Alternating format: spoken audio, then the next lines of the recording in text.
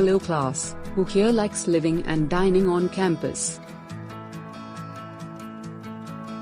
That's wonderful. Were you aware that students who dine and live on campus are more likely to stay in school, perform better academically, and enjoy a higher degree of satisfaction with their college experience? But what if we want to live off campus our sophomore year?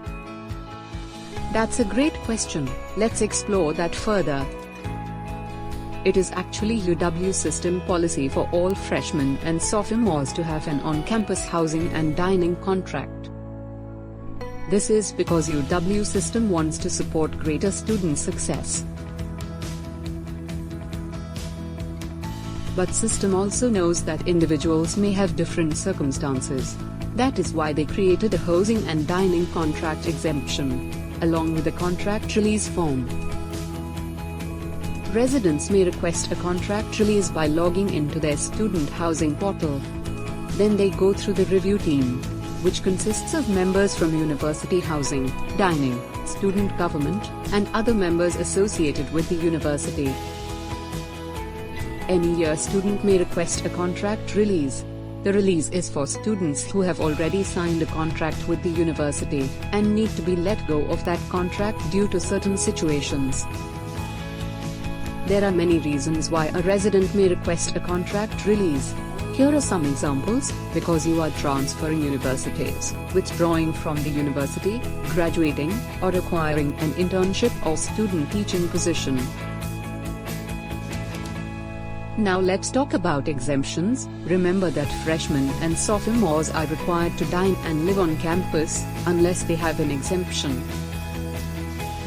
You can request an exemption by filling out an application through university housing. Once filled out, university housing approves or denies what goes to the chancellor. Then the chancellor is the one who decides whether your application is approved or denied. There are many reasons why someone may qualify for an exemption. Let's look into the details. If you live with your parents or guardians within a 40-mile radius of campus, you qualify for an exemption.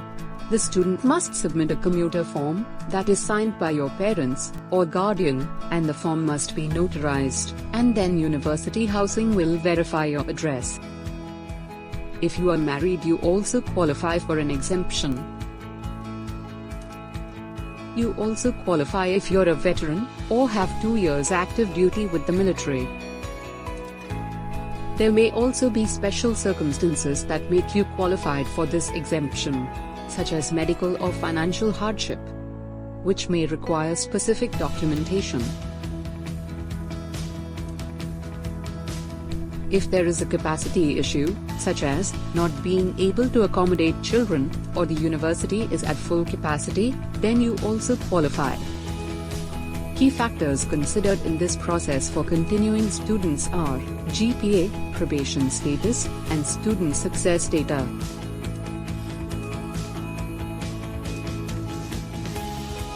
If you have questions, check out these websites for further clarification.